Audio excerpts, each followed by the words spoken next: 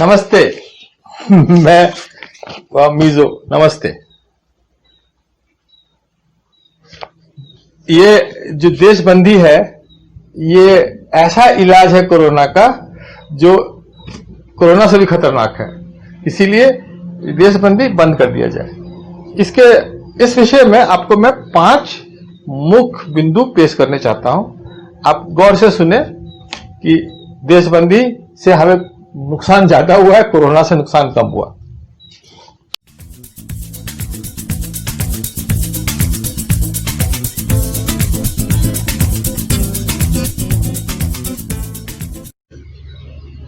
भारत का जो मृत्यु दर है, पहला बिंदु यह है कि भारत का जो मृत्यु दर है वो 21,000 लोग एक दिन में मरते हैं, मोटा मोटी हिसाब है।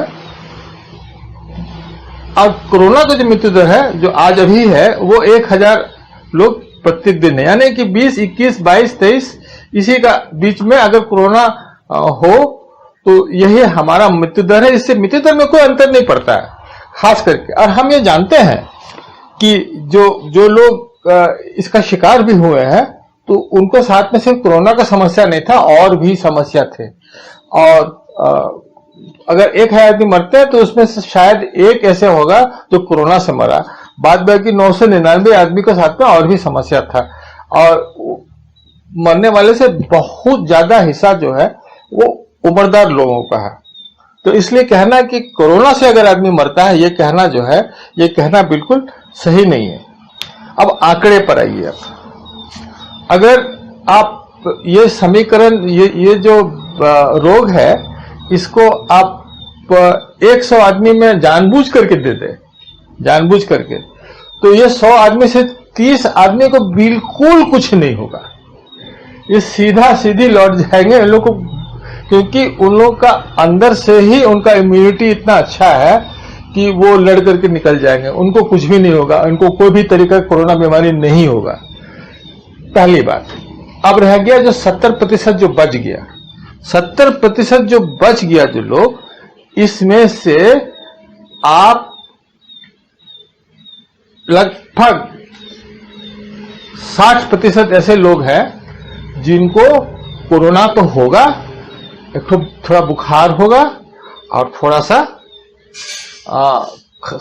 खांसी होगा और ठीक हो जाएगा, अस्पताल जाने की जरूरत नहीं पड़ेगा। तो हम जो 100 आदमी को अगर हम जानबूझ करके भी कोरोना फैला देते हैं तो 90 ऐसे लोग हैं जो अस्पताल नहीं जाएंगे। अब रह गया 10 आदमी जो बचते हैं। जो 10 आदमी बचते हैं इसमें से 9.8 आदमी ऐसे हैं, 9.8 आदमी ऐसे हैं जो इलाज करके वापस आ जाएंगे। तो 100 में से आप 99.8 आदमी हैं जिनको कुछ भी नहीं होगा। 2% 100 में से आदमी इसका शिकार हो जाएगा, 0.2%। तो इसका जो असली का जो डेथ रेट है वो 0.2 या उससे भी कम होगा। ये बहुत कम डेथ रेट है। भारत का ऐसा ऑर्डिनरी डेथ रेट है वो 0.6% है। तो इसलिए कहते हैं कि कोरोना अगर छोड़ भी दिया जाए, कुछ भी नहीं किया जाए, इससे बहुत ज्यादा अंतर नहीं पड़ना। महामारी है लेकिन अंतकाल नहीं है। अब 2 नंबर हो गया कोरोना का इलाज। हम लोग शायद पहले उतना समझते नहीं थे, अब हम जानते हैं। वैज्ञानिक लोग पुराने ये दवाइयां हैं उसको कोरोना में इस्तेमाल किए हैं।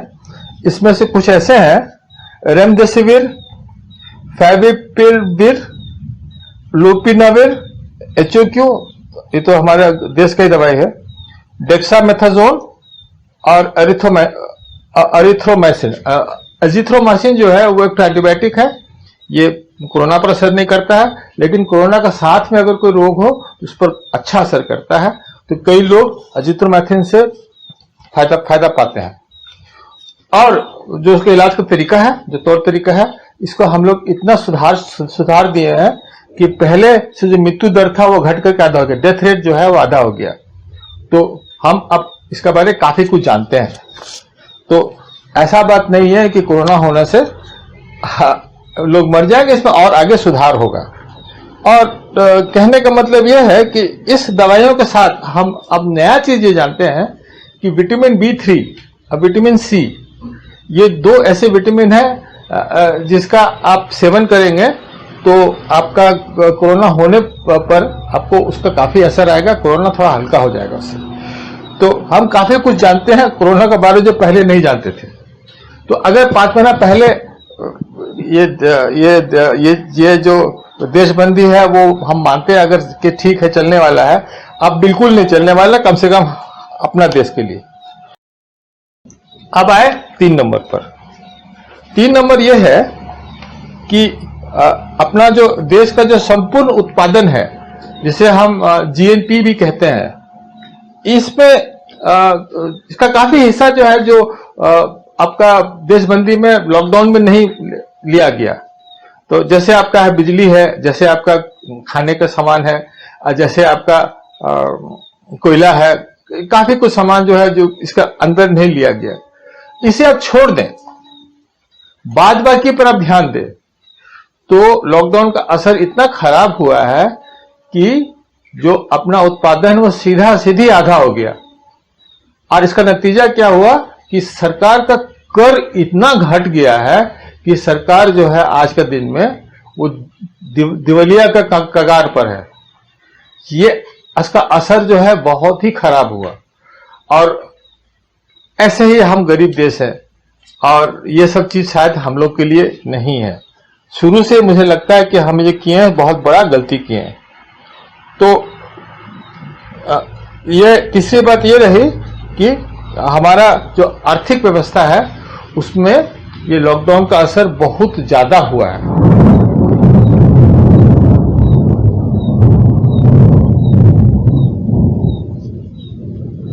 अंतिम में ये बात रहा तीसरा बिंदु कि हमारा उत्पादन पर ये इसका लॉकडाउन का असर बहुत ज्यादा रहा और शायद हम इसको बर्दाश्त नहीं कर सकते।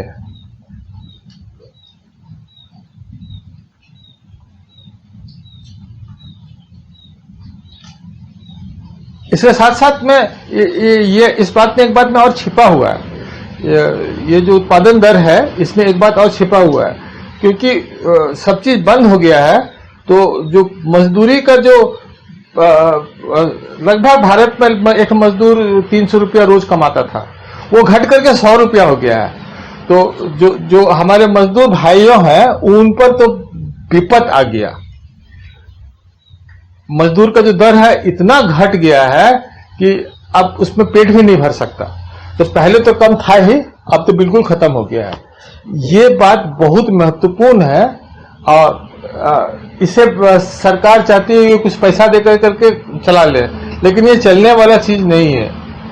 एक दिन में भारत में 300 से 500 रुपया मजदूर का दर होता था, आप पूरा महीना में 300-500 रुपया दे ही देंगे, उससे कोई अंतर नहीं पड़ता है। तो ये आर्थिक व्यवस्था का जो है ये बहुत बड़ा हिस्सा मजदूर दर है। अब मजदूर का दर जो है वो बिल्कुल गिर गया।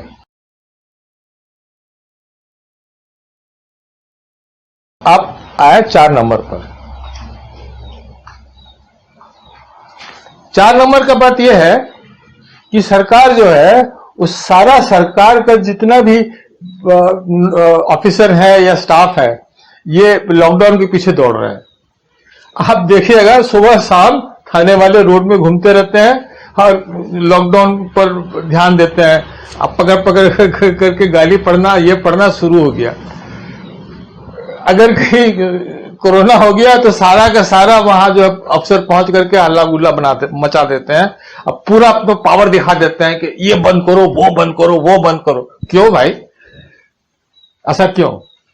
सरकार का ध्यान होने चाहिए था कोरोना के इलाज पर, सरकार का ध्यान होने चाहिए था कोरोना के दवाई पर, सरकार का ध्यान होने चाहिए था ऑक्सीजन पर। ये सब छोड़ करके सरकार हाथ धो करके लग गई है कि सब चीज बंद कर दे। आप फिर सोच ले कि ये रास्ता क्या सही है? क्या हमारे जो पुलिस वाले हैं, हमारे जो एसडीओ हैं, बीडीओ हैं, डिस्ट्रिक्ट मजिस्ट्रेट है, ये लगे रहे सब जनता के पीछे कि तुम घर में अंदर बंद रहो। ये बिल्कुल नहीं है। ये महामारी है लेकिन अंतकाल नहीं है कोरोना। इसका मतलब ये नहीं है कि पुलिस वाले हमारे घर घर में डुक करके हमको लाठी मारे, ये बर्दाश्त से बाहर।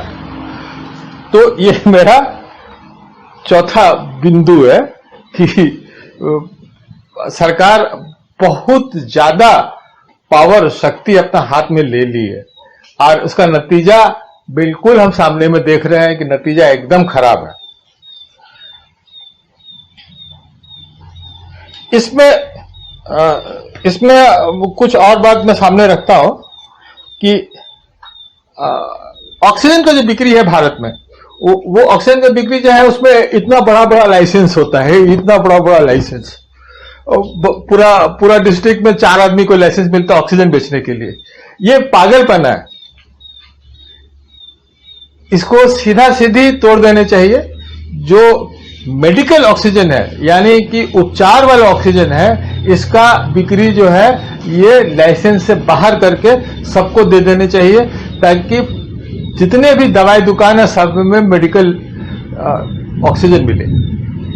सबसे मेडिकल ऑक्सीजन जो है ये कोरोना का सबसे प्रथम इलाज है और ये प्रथम इलाज को सरकार बांध करके ताला बंद करके रखी हुई है।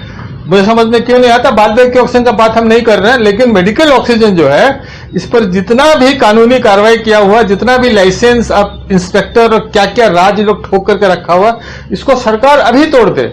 मैंने कहा ना कि सरकार का ध्यान शटडाउन में पड़ा हुआ है। सरकार का ध्यान ऑक्सीजन में नहीं है, जिससे वास्तव में अंतर पड़ेगा। तो आवाज ये है कि ऑक्सीजन की बिक्री जो है ये आप सारा खोल दे। जितने भी दवाई दुकान है सबको ऑक्सीजन रखने का आप परमिशन दे दे, ताकि ऑक्सीजन घर घर में मिले। अब बाद बाकी दवाई सब शटडाउन के पीछे में सरकार तो दिवालिया हो गया। और उसका नतीजा क्या है कि वो जो मुख्य दवाई जो है उसको ये लोग जुगाड़ नहीं करने पा रहे हैं। आप व्यवस्था खोले, अपना पहले पाव पर खड़े हैं और ये जितना भी दवाई जो मैंने बताया और भी दवाई, इसका आप व्यवस्था करें। और साथ साथ में रह गया वैक्सीनेशन का बात, टीकाकरण। अपना पहले पाव पर खड़े हैं और ये जितना भी दवाई जो मैंने बताया और भी दवाई, इसका आप व्यवस्था करें। और साथ साथ में रह गया वैक्सीनेशन का बात, टीकाकरण, जो है मेरा 5वां और अंतिम बात, टीकाकरण। तो मेरा 5वां और अंतिम बिंदु है टीकाकरण। 5 महीना बीत गए और बिल्कुल सच है, जितने भी दुनिया के जितने भी सरकार है सबने टीकाकरण पर ज्यादा ध्यान दिया है, इसमें बिल्कुल दो राय नहीं है।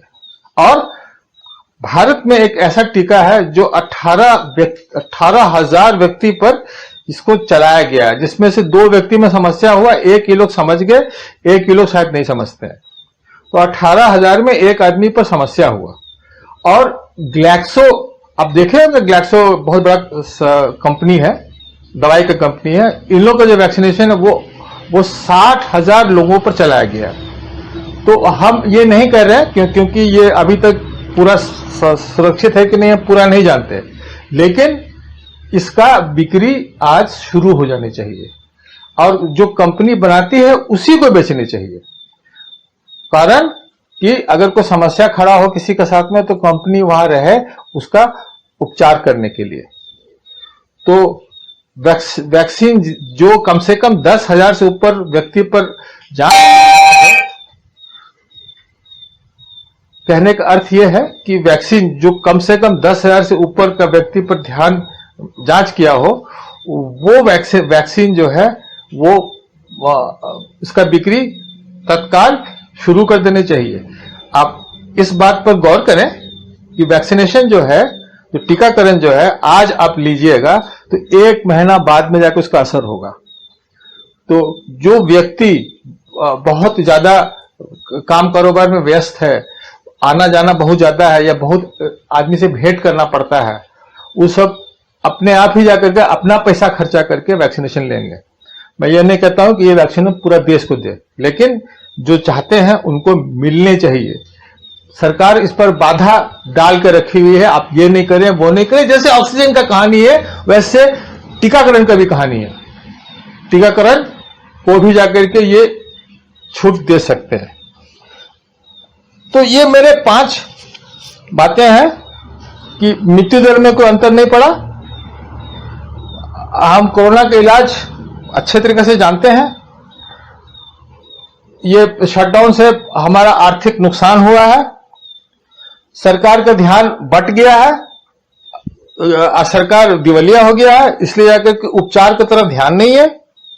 और अंत में वैक्सीन का ये लोग ये शायद पूरा ठीक से समझ नहीं सके हैं। अब रह गया मेरा और आपका बात। ये बिंदु हम नहीं रखे हैं क्योंकि मुझे आप सबको इस चीज पर ध्यान देना है। 5 महीना बीत गए, इसका कुछ भी असर नहीं हुआ।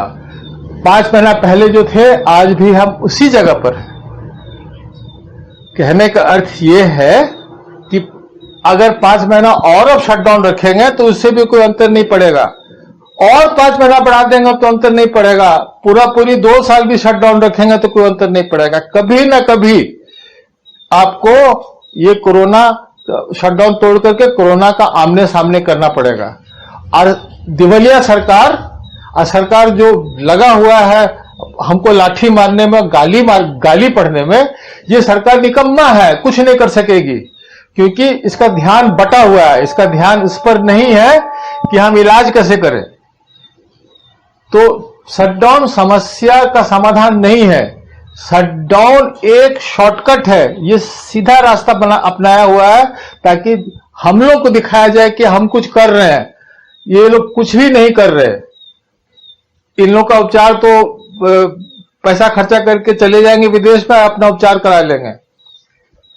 ऊपर से सरकार ये भी करके रखी हुई है कि जो प्राइवेट नर्सिंग होम है, जो प्राइवेट क्लिनिक है, जिसको आगे बढ़कर के कोरोना का इलाज करने चाहिए था, उस पर भी ये लोग कितना नाना प्रकार का उस पर रोक दिए हुए हैं कि वो लोग इलाज ना करें।